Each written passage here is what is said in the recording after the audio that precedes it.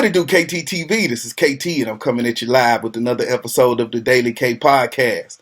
And on today's episode, we have Miss Marion Clayville Burks from the Marion Home Group. How you doing today, Miss Burks? I'm doing good. How about you? I won't complain. I know it's an early Saturday morning, so I want to say thank you for getting up and helping getting the word out early this morning. Well, you're welcome, and I appreciate you for having me. So I know you have a lot going on. You just released a book. The real estate business is growing. So for the people who don't know about what you do, can you give a little bit of background of you and your experience in realty? Yes. My name is Marion Clayville Burks. Shreveport, Louisiana is where I'm at. So I service North Louisiana. But we have partners everywhere.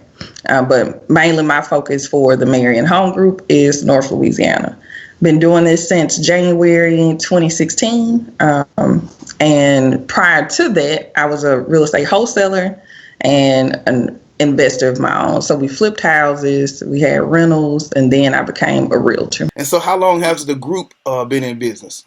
Well, the group has been in business since 2016. So as soon as I started the group, and I had an assistant from the very beginning. How does that process work? Like, do you have to work under somebody before you can dive into the group, or were you able to just get your license and go straight through? Well, how it works is I got my license, and then I went to a brokerage, Keller Williams Realty, in Northwest Louisiana. And there you could be an individual agent, or you can start your own company within the agency. So I started my own company within the brokerage. So how have you all been doing during the quarantine? I know Louisiana was hit hard. So how's everything at home? Luckily, everything has been still rolling really good because unfortunately, whenever we have like a major crisis in the world, that affects the interest rates. So the interest rates are like extremely low for real estate. So we're getting people qualified like at 2.8%, 2.75%, which is like the lowest they've ever been in the last 20 or 30 years. And in the world of social distancing and all that, how have you adapted, because you sell houses, you got to take people to see them. So how have you adapted your business for that? Well, a lot of hand sanitizer, a lot of Lysol spray. We got a lot of masks, and just kind of keep the hugs down because I'm a hugger. So I just kind of air hug from afar. And, just give everybody their space so they can go in and see. They'll go in and look at the houses, and we'll explain it a little bit outside. So just keeping a little space, but it's business as usual. And one of the things that I want to make sure that I highlighted today was not only just being friends for so long, but also sharing the Lighthouse and coming. You worked there. But I went there as a kid, and I would say that they are responsible for a lot of the person that I am today, from just being around those people. And so, can you talk about a little bit about what that means to you, just as far as what the Lighthouse represents? For those who don't know, Volunteers of America Lighthouse program is an after-school program for at-risk youth. So I was a part of the Lighthouse program when I was 13 years old. That's when I first came. And so I was considered an at-risk youth, basically because my mama worked like 2 or 3 jobs and was not home much. So I would have been home by myself. So going to that program after school, it was directly after school. They would give you snacks. They would give you a summer job. They help you with your homework. They give you scholarships. And as far as me being a writer, Miss Sandra Dixon that was there and Miss Eli actually are a big part of that, because they used to keep me like even further after school to help me like with my writing skills, help me with my speaking skills.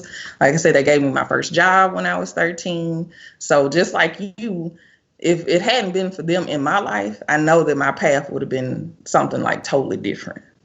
And so even after I graduated I stayed in it in high school, graduated from high school, went to LSUS, which is, here in Shreveport, on a full scholarship. And they gave me a job, as soon as I graduated high school, The day that I was graduating from college, they gave me a full-time position as an executive director. So they were a big part of my life, and I just appreciate them and programs like that helped me get to where I am today. Yes, that's what I'm saying. We have to highlight it. I've been trying to create something like that. Like that is the ultimate goal because that was powerful. Oh Even man, from the awesome. bus coming to pick us up, and the Right, camaraderie starts right from you get on the bus and it's on, man. right. Okay. And get So them snacks. yeah, Wasn't nothing like them snacks. I loved it. So that's awesome. yeah. Man, I wish you nothing but like success and let me know if I can help in any way. Oh, I will. Just thinking about that to the people we are today. And so as we looking at you doing the real estate, how did you even get into real estate? I was working a lot. Like I was working at a company called Nielsen Television Ratings. So they had me traveling like a lot. And so I just wanted to be home. I wanted to be home for my baby. I had just had a baby. My mom was very ill at the time. So I just wanted to be home with her. And I really wanted to give my mother a life that she didn't know. And so I kind of did some research, listening to some podcasts. Pat Flynn was like the podcast that I listened to a lot, Smart Passive Income. And he kind of talked about a place called Bigger Pockets. And so I went on biggerpockets.com, and it's like Facebook for real estate investors. So I would listen to all their podcasts and webinars when I was traveling with this other job.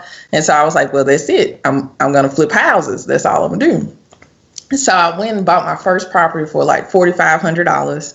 That was back in 2014. I bought it and I thought I was going to flip it fast and make a lot of money.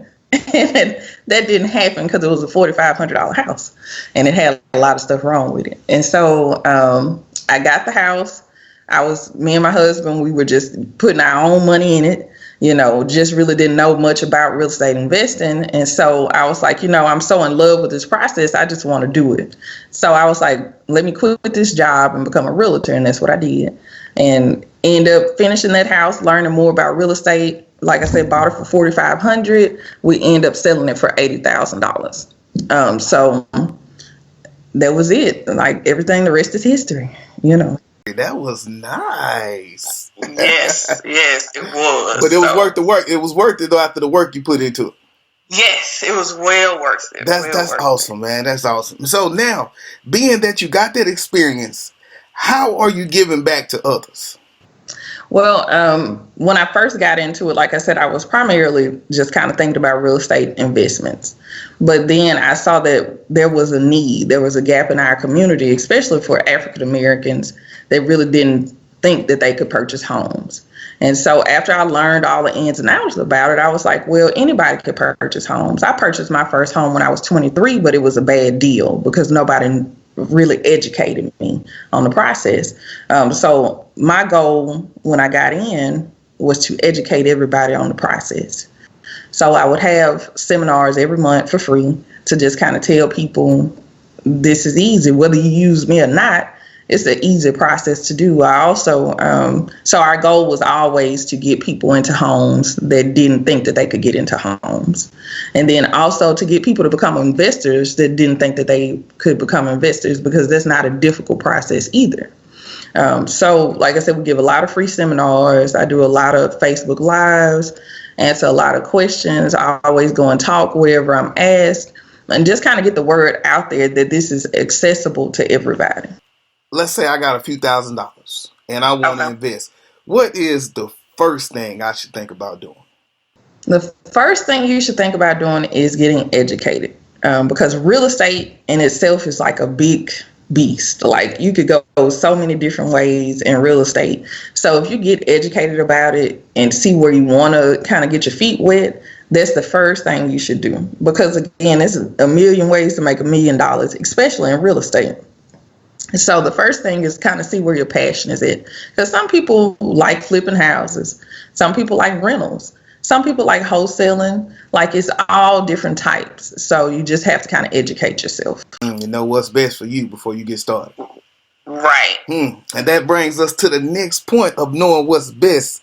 They can read Hustle Under Pressure to find out. Hustle Under Pressure. Hold on. Hustle. Hey. And so Congratulations on that, first of all. Thank you. I think about writing a book, and every time I think about it, it's like, okay, how do I start, or what do I do? But you've done it, and Thank so just getting it out of your brain, I know, was a feat. Right, it Yes. was. It really was. And so give us a little bit of background of how the book came about, and how was that process of writing it? Well, the book came about, really, I was supposed to write it when the government shutdown happened. So I can't remember what year that was when the government shutdown happened, but it was very tense, and everybody was very stressed and saying, well, I don't know how I'm going to make it. So I wanted to always write a guide for people to let them know they could make it in any circumstance, because you know better than anybody. Growing up here in Shreveport, Louisiana, it's different. It's real different. So you got to get out here and get it. You know what I mean? So unfortunately, we've always had an economic crisis in our community. And so another economic crisis is just another economic crisis. You have to get out there and get it. So you can't be hopeless. You can't be down on yourself. You have to figure out a way. And so this book is a guide for people just to figure out a way no matter what. And the process of writing it, getting it out of my head again, like I said, I was supposed to write it years ago. So mentally I had been writing it. And so it was just me taking the time to sit down and actually just get it out. And did you have any hurdles, or was it just a smooth process? Oh, no, I had some hurdles because I'm not very patient. So that's when I had to enlist Ebony Allen Harris. She was very instrumental in doing this with me, because she slowed me down and made sure that I did everything to the best of my abilities and to perfection, instead of just rushing, missing some points. Mm-hmm. And so in the book, I know you talk about the hustle laws. Yes. So give me an example of some good hustle laws that the viewers could take away from today. My top three. My top three is the hustle law number one. You can't get something for nothing, because a lot of times when people hear hustler or hustle, you think that you have to be kind of underhanded and try to get something for nothing. But that's just not how the universe works. You can't get something for nothing. You have to put something into it and reap the benefits out of it. So you reap what you sow. And that's just true. It's just law. It's nothing you can do about that. Like, you reap what you sow. So you have to sow good seed in order to reap good seed. You know what I'm saying? My other one is respect the game, but play to win. And what that means is, even if you're in a corporate job and you want to be the best you could be in your corporate job, you need to just know the rules of the game, know the rules of the place that you're working for. Always, make sure you're within inside the rules, but also respect those that are winning and just mimic them, because it's really nothing new under the sun. You could really mimic and be successful. It's just whether you want to be successful or not. And my last one would probably be, don't run off on the plug. And what that means is, if you know someone has the education or the experience that you need, humble yourself enough to go and ask them, for their information, and compensate them for it. Don't just, again, try to get something for nothing. So those are my top three. Those are some excellent hustle laws to live by. And so the rest are in the book. Yes. I think I'll order my copy today, so that I can make sure I have one here, and we'll make sure to get this out for somebody. So perfect. What's next for the Marion Home Group? For the Marion Home Group, we're expanding. We have partners in Fort Worth now, and we're expanding to Houston. And so we'll just be kind of partnering with some other good realtors that provide the same services as us, so we can do more around the country. That's what's next for the Marion Home Group. What's next for Hustle Under Pressure? We're working on Hustle Under Pressure University. So we'll have courses where you can come. One of the courses that'll be coming up in the next month for anybody, especially for educators, because people don't know this, but teachers are the best real estate agents ever. I don't know why. Maybe it's because you educate people on the process and they feel more comfortable. But we're teaching a class about how to make six figures in a year, because we consistently make six figures on our team, and we want to kind of share that wealth of knowledge with everybody.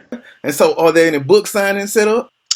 Any book signings? No, not yet. Okay. Not yet. But as soon as they are, we would definitely let people know. Since we're social distancing, yeah, you right. I might do a little virtual book signing or something like that. But nothing right now. Yeah, you know, you got to be creative these days.